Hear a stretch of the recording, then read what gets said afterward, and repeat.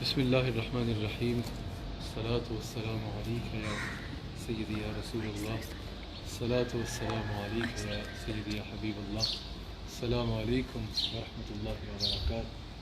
پاکستان میں رہنے والے تمام اہل ایمان اپنا 12واں روزہ اختیار کر چکے ہیں اور کئی ممالک میں 13واں روزہ اختیار کیا جا چکا ہے اور کچھ لوگ کریں گے۔ اللہ تعالیٰ ہم سب کے روزوں کو اپنی بارگاہ میں قبول فرمائے۔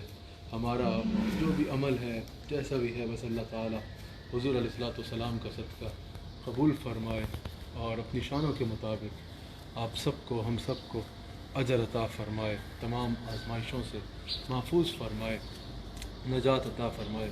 عظیم رمضان مبارک کا دوسرا عشرہ کا آغاز ہو چکا ہے، رحمت کا عشرہ گزر گیا، دوسرا عشرہ مغفرت کا عشرہ شروع ہو گیا۔ رمضان مبارک آ رہا ہوتا ہے، ایک شور ہوتا ہے کہ ماہ رمضان آ رہا ہے، ماہ رمضان آ گیا ہے، لیکن پھر یہ تیزی کے ساتھ گزرتا ہے، لمحات کی قدر کریں۔ ہم لوگ سمجھتے ہیں کہ ابھی طویل زندگی پڑی ہے، ابھی جوانی بچپنا ہے تو انتظار ہوتا ہے ابھی تو جوانی آنی ہے، جوانی آتی ہے تو ابھی تو مزید جوانی آنی ہے، پھر بڑھاپا آنا ہے، بڑھاپے میں جا کے بھی احساس نہیں ہوتا، پھر پتہ نہیں کس چیزوں کا انتظار کرتے ہیں۔ لمحات کی، وقت کی قدر جانیے۔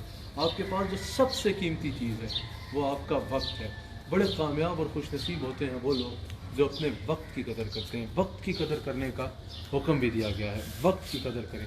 کتنے ایسے لوگ تھے، کتنے ایسے نوجوان بھی تھے جو پچھلے سال ہم میں موجود تھے لیکن اس سال ہم میں موجود نہیں ہیں۔ میں بھی اپنے کچھ سنگیوں کو، نوجوان سنگیوں کو یاد کر رہا تھا جو پچھلے سال سحریوں میں، رمضان المبارک میں ہمارے ساتھ موجود ہوتے تھے لیکن اس وقت وہ ہمارے ساتھ موجود نہیں ہیں۔ ہمارے بہت اچھے دوست یوسف میمن صاحب ہر سال رمضان المبارک میں ساتھ ہوتے تھے، پچھلے برس بھی مدینہ منورہ کے ہمارے رمضان کے ساتھی تھے، مدینہ منورہ میں رمضان شریف میں ہمارے ساتھ تھے، لیکن اس سال موجود نہیں ہے۔ وقت کی قدر کیجیے۔ کتنے لوگ پچھلے برس تھے، اس برس نہیں ہیں۔ کتنے لوگ ہم میں سے اللہ جانے ایسے ہوں گے جن کو اگلا رمضان پتہ نہیں نصیب ہونا ہے یا نہیں ہونا۔ وقت کی قدر کیجیے، اپنے وقت کی قدر کیجیے۔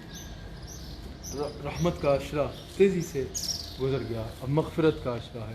اللہ تعالیٰ سے مغفرت مانگنے کا عشرہ ہے، اللہ تعالیٰ سے معافی مانگنے کا، اللہ تعالیٰ سے اپنے گناہوں کی معافی مانگنے کا عشرہ ہے۔ اس کی رحمت کے دروازے کھلے ہوئے ہیں، وہ تو فرما رہا ہے کوئی مغفرت مانگنے والا کہ ہم اسے معاف فرما دیں، ہے کوئی ہم سے توبہ کرنے والا کہ ہم اس کی توبہ کو قبول فرما دیں۔ ہم تو مائل بکرم ہیں، کوئی سائل ہی نہیں، بس ہمیں سائل بننا ہے، ہمیں اپنے رب کے حضور سجدہ ریز ہو کے اپنے گناہوں کی معافی مانگنی ہے، اللہ کے حضور حاضر ہونا ہے، اللہ کی بارگاہ میں توبہ کرنی ہے۔ یہ وہ عشرہ ہے جس میں اللہ تعالیٰ مغفرت فرماتا ہے، توبہ کرنے والوں کی توبہ کو قبول فرماتا ہے۔ اللہ کی بارگاہ میں توبہ کیجیے۔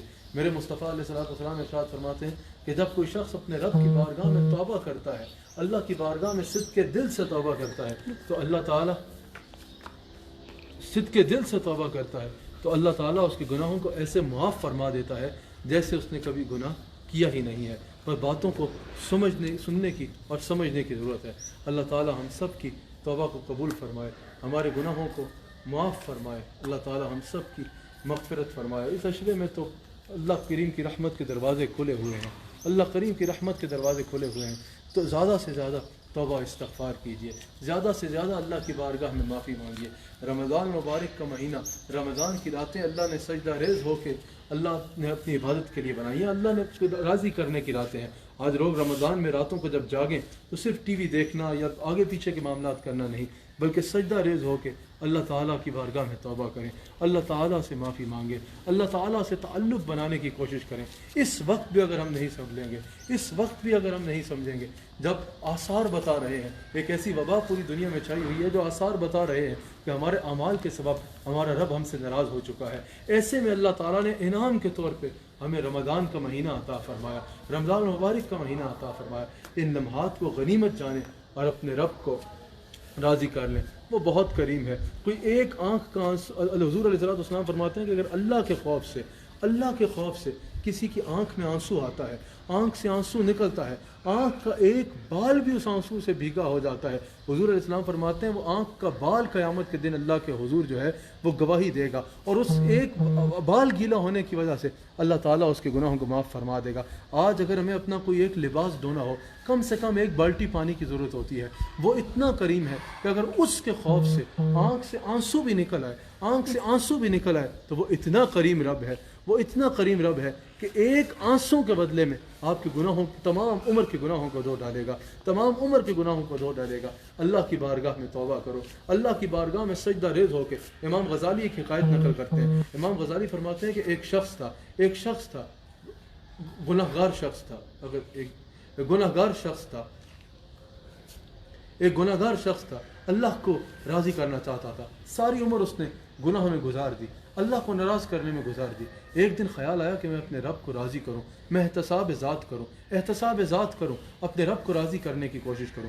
اس نے ایک رجسٹر خریدا اور یہ سوچ کے خریدا کہ میں اس پہ اپنے گناہوں کو لکھوں گا اور جتنے بھی گناہ ہوئے کچھ دن بعد دیکھوں گا اور ان گناہوں کو چھوڑنے کی کوشش کروں گا۔ میں جب کوئی گناہ کروں گا تو اس کو لکھ لیا کروں گا۔ اس نے رجسٹر پہ گناہ لکھنا شروع کیے۔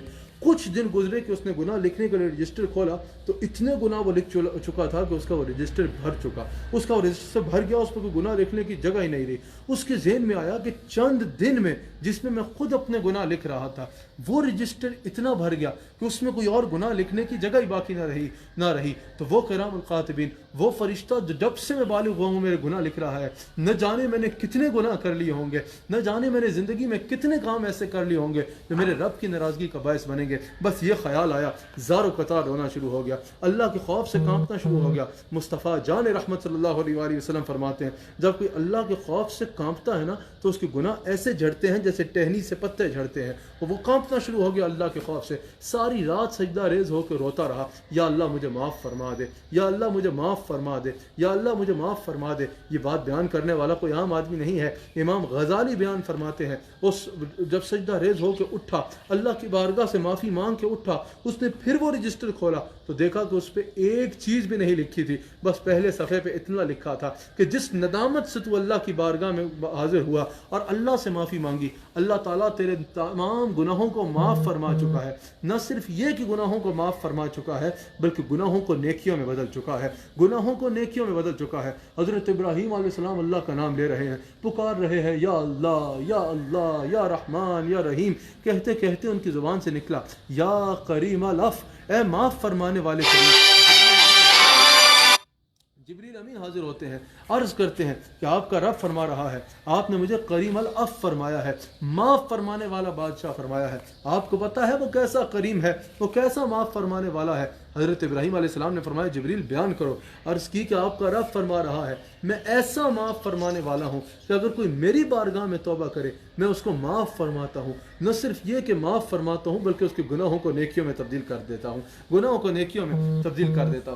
بس آخر میں اپنی بات کو سمیٹتا ہوں۔ حضرت ابو الحسن خرقانی رحمۃ اللہ تعالیٰ علیہ ہمارے سلسلے کے بہت بڑے شیخ ہیں، اللہ تعالیٰ ان کے درجات کو بلند فرمائے۔ ان کی بارگاہ میں ایک دفعہ ابو علی سینا آئے، وہ اور شیخ بیان فرما رہے تھے کہ ہم کو بتانا ویسے ہر سلسلے میں، لیکن ہمارے نقشبندی سلسلے میں جو ہے وہ اللہ کا ذکر کرنے کا بہت کہا جاتا ہے، ذکر بالجہر بہت کیا جاتا ہے۔ تو وہ کہہ رہے تھے اللہ کا نام لیا کرو، اللہ کا ذکر کیا کرو، اللہ کا نام لینے سے ہی نا گناہ نیکیوں میں بدل جاتے ہیں۔ ابو علی سینا آیا، اس نے کہا کہ یہ آپ کیسی بات کر رہے ہیں، دوائی دیکھنے کا کیا فائدہ، دوائی تو کھانے کا فائدہ ہے۔ آپ نے فرمایا گدھے بیٹھ جاؤ۔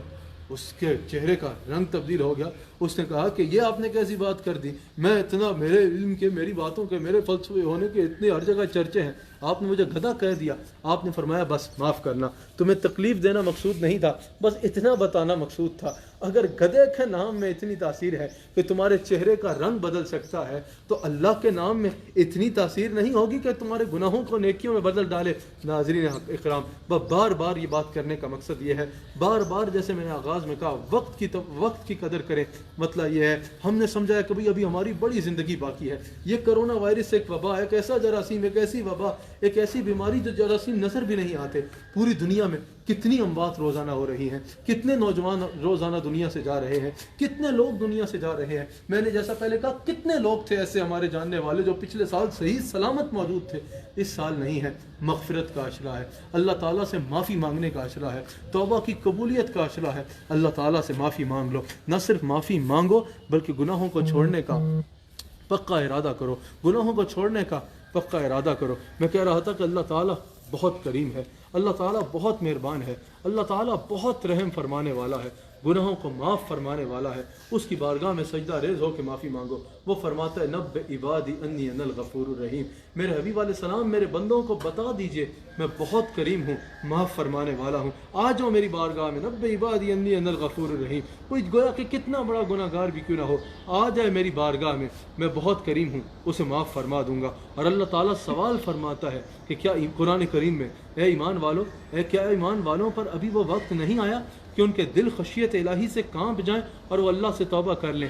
ہم دنیا کو دیکھ رہے ہیں، ساری دنیا کا معاملات اس وقت رکے ہوئے ہیں، کاروبار اقوام عالم اس وقت بند ہے، ہر طرف جو ہے وہ لاک ڈاؤن ہے، ہر کوئی بند ہے، ہر طرف خوف چھایا ہوا ہے۔ ایک ایسے جراثیم جو نظر بھی نہیں آتے انہوں نے پوری دنیا کو بند کر کے رکھ دیا ہے، ہر طرف خوف و ہراس ہے، ہر طرف جو ہے کاروبار بند ہے، لوگ اپنے گھروں میں بند ہیں، خوف و ہراس کا عالم ہے۔ ان حالات میں ہی اگر ہم رمضان کے مہینے میں مغفرت کے عشرے میں اپنے رب کے اس فرمان پہ غور کر لیں کہ کیا ایمان والوں پر ابھی وہ وقت نہیں آیا کہ ان کے دل خشیت الہی سے کانپ جائیں اور توبہ کر لیں۔ اس بات پہ اختتام کروں گا۔ ناظرین ایک بات بڑے غور سے سنیے گا، اللہ تعالیٰ نے قرآن کریم میں مثال قائم کرنے کے لیے، ہمارے لیے مثال کے لیے، ہماری عبرت کے لیے پہلی امتوں کا ذکر فرمایا، پہلی امتوں کا ذکر فرمایا کہ قوم نوح پہ عذاب آیا، قوم لوط پہ عذاب آیا۔ کئی انبیاء کی امتوں کا اللہ نے ذکر فرمایا جنہوں نے انبیاء کی نافرمانی کی تو ان پر عذاب آ گیا۔ جب ان کے سامنے عذاب کا ذکر کیا جاتا تھا نا، ان کو عذاب سے ڈرایا جاتا تھا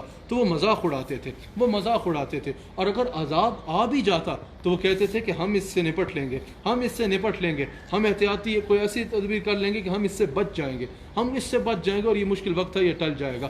مثال کے طور پہ جب نوح علیہ السلام کی قوم پہ عذاب آنے لگا تو آپ نے جب آخری وقت میں فرمایا کہ آ جاؤ ابھی بھی کشتی میں سوار ہو جاؤ، تو کچھ لوگ کیا بولے، کچھ لوگوں نے کہا بھی ہم جو ہے اونچی پہاڑی پہ چلے جائیں گے اگر سیلاب تیز آ گیا، اگر یہ عذاب تیز آ گیا، ہم عذاب زیادہ ہو گیا، یہ سیلاب تیز ہو گیا، زیادہ آ گیا، ہم اونچی پہاڑی پہ چڑھ کے جانے بچا لیں گے۔ انہوں نے عذاب کا مذاق اڑایا، اور اگر عذاب اللہ کی ناراضگی کے آثار نظر بھی آئے تو انہوں نے اس کو سنجیدہ نہ لیا۔ لیکن قوم یونس کا بھی ذکر آیا کہ جب ان میں گناہ اور نافرمانیاں حد سے زیادہ بڑھ گئی، آسمان سرخ ہو گیا، آگ برسنے لگی، آخری بار اللہ کے نبی نے خبردار کیا، دیکھو اللہ کی ناراضگی کے آثار دیکھ لو، آسمان سرخ ہو چکا ہے، اگر اب بھی توبہ نہ کی تو آسمان سے آگ برس پڑے گی۔ وہ فوراً سجدہ ریز ہو گئے، فوراً اللہ کی بارگاہ میں گر گئے اور کہا ہم معافی چاہتے ہیں، یا اللہ ہمیں معاف فرما دے، یا اللہ ہم رجوع کرتے ہیں، تو ہم سے ناراض نہ ہو، ہمیں معاف فرما دے۔ اب آپ کے اوپر ہے کہ ہم نے کس قوم کی مثال بننا ہے، ہم نے اس طرح ڈھیٹ ہو جانا ہے کہ بھئی کوئی بات نہیں، اگر اللہ ناراض بھی ہے یہ وقت نکل جائے گا، یا ہم نے توبہ کرنی ہے، ہمیں توبہ کرنے والوں میں ہونا ہے،